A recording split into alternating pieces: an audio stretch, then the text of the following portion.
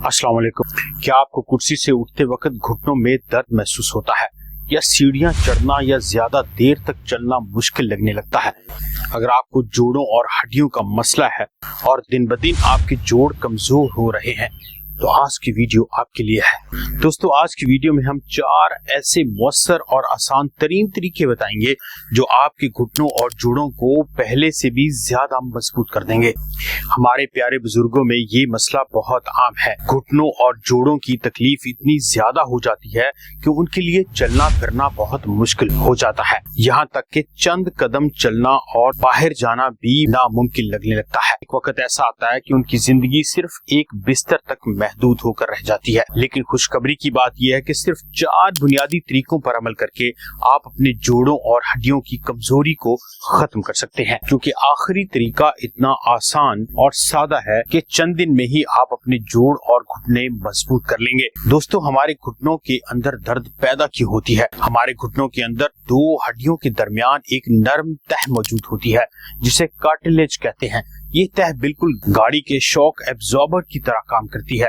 चलने, दौड़ने या सीढ़ियां चढ़ने के दौरान हड्डियों को आपस में टकराने से बचाती है। उम्र बढ़ने, ज्यादा वजन, मुसलसल गलत अंदाज में बैठने या चोट लगने की वजह से ये कार्टिलेज आहिस्ता आहिस्ता घिसने लगती है। जब ये तह कमजोर हो जाती है तो जोड़ों में रगड़ बढ़ती है, जिसके नतीजे में दर्द, अकड़ाव, सूजन जैसी अलामत पैदा होती हैं। यही वजह है कि हर घुटने के दर्द का इलाज सिर्फ कैल्शियम खाने से मुमकिन नहीं होता। अगर आप ये समझते हैं कि सिर्फ कैल्शियम खाने से आप हड्डियों और जोड़ों को मजबूत कर लेंगे तो ये बहुत बड़ी गलतफहमी है। आज की वीडियो आपकी ये गलतफहमी इंशाल्लाह दूर कर देगी। हड्डियों को मजबूत करने के लिए सबसे पहला तरीका है हल्दी का इस्तेमाल। दोस्तों, हल्दी में एक कुदरती जुज मौजूद होता है जिसको करक्यूमिन कहते हैं। ये जिस्म में सोजिश कम करने में इंतहाई अहम किरदार अदा करता है।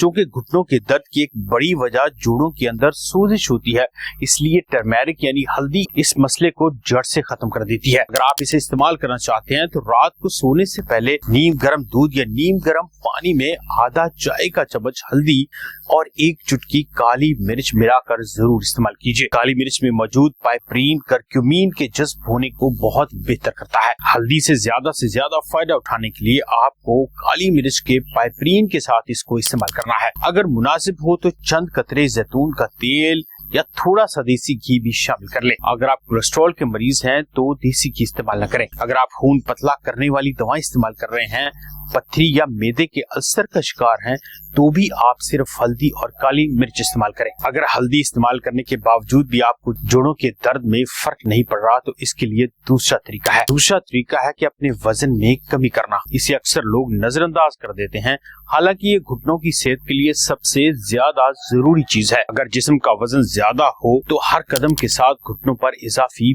दबाव पड़ता है। अगर जिस्म का वजन ज्यादा हो तो हर कदम उठाने के साथ आपके घुटनों पर ज्यादा इजाफी दबाव पड़ेगा। यही दबाव वक्त के साथ कार्टिलेज को मजीद घिसा देता है और दर्द में इजाफा करता रहता है। तहकीक से बात मालूम हुई है कि अगर ज्यादा वजन रखने वाला शख्स अपना वजन थोड़ा सा भी कम कर ले तो घुटनों पर पड़ने वाला दबाव नुमाया तौर पर कम हो जाता है, जिसे रोजमर्रा की सर्दी। इससे रोजमर्रा के काम करना, चलना फिरना बहुत आसान हो जाएगा। बहुत ज्यादा वजन गेन करने वाले लोगों के बारे में आपने अक्सर देखा होगा कि वो ज्यादातर बैठे रहते हैं। दोस्तों, वजन कम करने के लिए आपको सख्त डाइटिंग या भूखा रहना जरूरी नहीं है। असल मकसद सेहतमंद ग़िज़ाएं और आदतें अपनाना है। अपनी खुराक में मीठी चीजें, कोल्ड ड्रिंक्स, बेकरी आइटम्स और ज्यादा चिकनाई वाली चीजें कम कर दें। इसकी बजाय सब्जियां, दालें, फल और मतवाजन ग़िज़ा इस्तेमाल कीजिए। अगर इसके साथ आप हल्की वॉक और लाइट एक्सरसाइज अपनाएंगे तो चंद ही दिन में आप वजन कम कर सकेंगे। तीसरा अहम तरीका है प्रोटीन और विटामिन सी का इस्तेमाल। बहुत से लोग समझते हैं कि प्रोटीन सिर्फ वर्जिश करने वालों या नौजवानों के लिए जरूरी है, लेकिन हकीकत यह है कि बढ़ती उम्र में भी जिस्म को मुनासिब मिकदार में प्रोटीन की जरूरत होती है। हमारी रानों के मजबूत अजलात यानी पट्टे घुटनों को सहारा देते हैं और जोड़ों पर आने वाले दबाव को कम करने में बहुत अहम किरदार अदा करते हैं। अगर खुराक में मुनासिब प्रोटीन ना हो, प्रोटीन की कमी हो, तो जिस्म के लिए पट्टों और दीगर बाफ्तों यानी मसल्स को मरम्मत करना मुश्किल हो जाता है। प्रोटीन हासिल करने के लिए अपनी रोजाना की ग़िज़ा में दालें, चने, लोबिया, अंडे, मछली, चिकन, दही या पनीर या सोयाबीन जरूर शामिल कीजिए। कोशिश करें कि हर बड़े खाने में प्रोटीन की अच्छी मिकदार मौजूद हो। इसके साथ साथ आपको विटामिन सी की भी उतनी ही जरूरत होती है। दोस्तों, सिर्फ प्रोटीन काफी नहीं बल्कि कोलेजन बनाने के लिए आपको विटामिन सी चाहिए होता है, और यही कोलेजन कार्टिलेज और जोड़ों की मजबूती का सबसे बड़ा जामिन है। विटामिन सी हासिल करने के लिए अमरूद, सिट्रस फ्रूट्स, माल्टा, संतरा या लीमू इस्तेमाल कर सकते हैं। अगर आपको विटामिन सी के सप्लीमेंट्स चाहिए तो अपने डॉक्टर या फार्मासिस्ट से लाजमी राब्ता कीजिए। चौथा तरीका सबसे आजमूदा, कारआमद और सबसे देरपा है। अगर आपने इसको सही तरीके से अपनाया तो आपके जोड़ और हड्डियां इतनी मजबूत हो जाएंगी कि आपको किसी दवाई की जरूरत ही नहीं पड़ेगी। दोस्तों, बहुत से लोग समझते हैं कि अक्सर घुटनों में दर्द हो तो मुकम्मल आराम करना ही बेहतरीन इलाज है। वो चलना फिरना खत्म कर देते हैं और उनकी जिंदगी सिर्फ एक बिस्तर तक महदूद होकर रह जाती है। ज्यादातर वक्त बैठे गुजारते हैं, लेकिन हकीकत यह है कि हर मरीज के लिए मुकम्मल आराम फायदेमंद नहीं होता। अगर आपके डॉक्टर ने आपको चलने फिरने से मना किया है तो आप जरूर आराम कीजिए, लेकिन अगर आपको चलना फिरना मना नहीं है तो अपने घुटनों की वर्जिश जरूर कीजिए। यही सबसे बड़ा और कामयाब तरीका है कि समझदारी के साथ अपने घुटनों और टांगों की वर्जिश करना। ऐसी वर्जिश का इंतखाब करना चाहिए जो आपके घुटनों पर ज्यादा दबाव न डाले, लेकिन आपके पट्टों को मजबूत कर दे। पहली आसान तरीन वर्जिश इसमें क्वाड्स की वर्जिश है। जी हाँ, आप एक कुर्सी पर बैठकर भी अपने टांगों के पट्टों की वर्जिश कर सकते हैं। अगर आप एक कुर्सी पर सीधे बैठ जाएं, टेक लगाकर, और अपनी टांग को 5 सेकंड तक और फिर आहिस्ता आहिस्ता वापस यानी नीचे कर लीजिए। यही अमल दूसरी टांग के साथ भी दोहराइए और रोजाना दोनों टांगों को तकरीबन 10 मरतबा ऊपर और नीचे कीजिए। इससे आपके पट्टे मजबूत होने लगेंगे। दूसरी वर्जिश है स्ट्रेट लेग रेजेस यानी टांगों को ऊपर उठाना। इसमें आप किसी फर्श या बेड पर सीधे लेट जाते हैं और एक टांग को घुटने को मोड़े बिना ऊपर उठाते हैं। 4 या 5 इंच 5 सेकंड तक रोकते हैं और फिर इसको नीचे कर लेते हैं।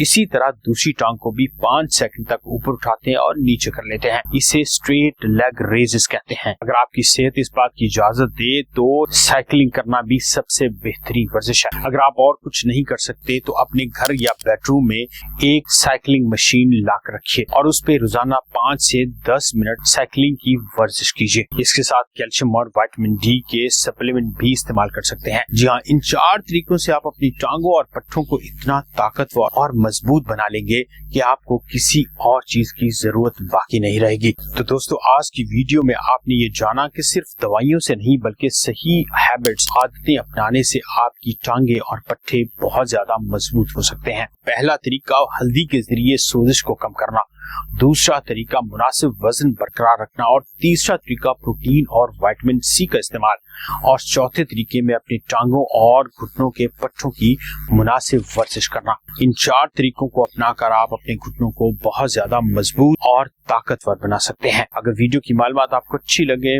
फायदेमंद महसूस हो, तो चैनल को लाइक जरूर कीजिए। मेरा नाम है डॉक्टर इमरान जफर और आप देख रहे हैं न्यूट्रिशन विद डॉक्टर इमरान। मिलते हैं अगली वीडियो में, तब तक अपना ख्याल रखिए। अल्लाह हाफिज।